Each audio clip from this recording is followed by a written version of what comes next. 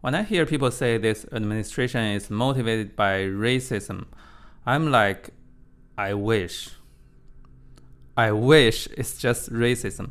Racism is simple. People know how to deal with it. This shit is not. Like this guy from Norway, just a normal white guy, nothing remarkable. And he was detained and deported from the US because he had this meme in his phone. I have to say those officers have really good eyes. For some reason, they recognized that this picture was J.D. Vance. That's impressive. I wouldn't be able to tell. Vance is not the only ugly motherfucker out there. And they locked up that white guy for that meme. So this is not just normal racism. Okay, minorities in America know how to survive normal racism, but this is more. This level of snowflake meltdown is actually something new. Never happened in American politics. I used to talk shit about China a lot because, back in China, I always felt like being watched. It felt terrible. Sometimes I say something privately and my friends were like,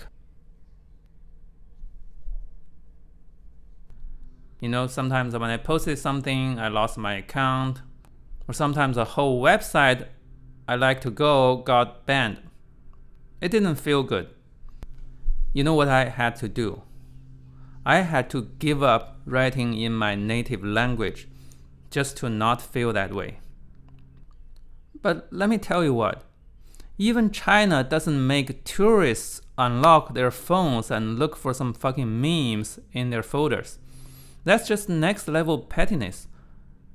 Memes are for fun. The entire existence of meme is for people to have fun. There's no policy logic behind deporting someone for memes. They're practicing something way more radical than racism. If you're white and you think you're gonna have a blast under Trump because you have the right skin, you will be in a big surprise. The end game of this administration is not just racism or just authoritarianism or just oligarchy. No, those are too lame for this administration. At the end of the day, it's a cult, and cult leaders do not tolerate mocking. Trump said specifically he wanted people to treat him like North Koreans treat Kim Jong-un. The end game of this administration is extreme hierarchy, in which your well-being is solely based on your proximity to that one person. Race is just one factor, but not the only factor. Of course, white people are slightly higher on the ladder, but unless you subscribe to the cult wholeheartedly, you will be just tossed away, just like that Norwegian guy, except you don't have Norway or the EU to protect you, and you will just end up in El Salvador for life. You see these 80-year-olds who moved around on wheelchairs. They were handcuffed for protesting the cutting of Medicaid. See those zip ties on their wrists? I read international news, but I've never seen an image like that from any other country. This is going way too fast. I don't think any American is fully prepared for what's coming. Historically, a democratic system is considered safe after it survived the first 20 or 30 years. Normally, they will have very low risk coups because everything is already on track. But this time, a country that has been having competitive elections for 200 years just turned into this clusterfuck. You can be detained without a warrant by a masked dude in combat gear for no reason at all. This guy was born to an American citizen in a German military base, and he got deported to Jamaica. And this guy got Purple Hearts in US military and got deported to South Korea, which he left at the age of 7. And this is a Canadian citizen, a white guy, who died in a Florida detention center. God knows what happened to him. People like to use terms they're familiar with to describe the situation, like racism or dictatorship or oligarchy.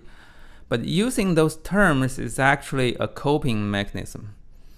You want it to be something you're familiar with so you feel less scared. But this thing is not any of those. They're building a system centered on the myth about this one person. The myth that this person has unmatched intelligence and stamina that no other human ever has. The only modern equivalent I can think of is North Korea. Even China passed that stage when Mao died 50 years ago. Like these days, the CCP is sort of trying to rebuild some kind of idolization, but it won't go very far. I just don't think most Chinese residents will ever buy the idea that the president is a superhuman that knows everything. That myth is no longer marketable because it's the 21st fucking century. However, for some reason, it's still marketable in America, the country that invented the idea of not having a king. Like, what the heck? Currently, the United States is probably the only country besides North Korea where the president is branded as a mythical super creature. When you see those Republican congressmen and White House officials describe him, they are seriously pounding the idea that Trump is so smart that he can't be wrong whatsoever. There are a lot of dictatorships around the globe, but I don't see other countries worshiping their political leader that way. This is something rare. I don't even have a name. If you have a name for this kind of government, please tell me. Almost every single historical parallel I can think of was like a horror movie. Really, give me one example where the cult personality creates a good government. It never happened. I don't even have any strategies to deal with it. It's a vicious circle. The more fear they create, the less likely people will speak out. In fact, I'm thinking about what may happen to me right now when recording this video. So I don't know how long I can do this. So guys, please join the conversation and offer some ideas about how to survive this.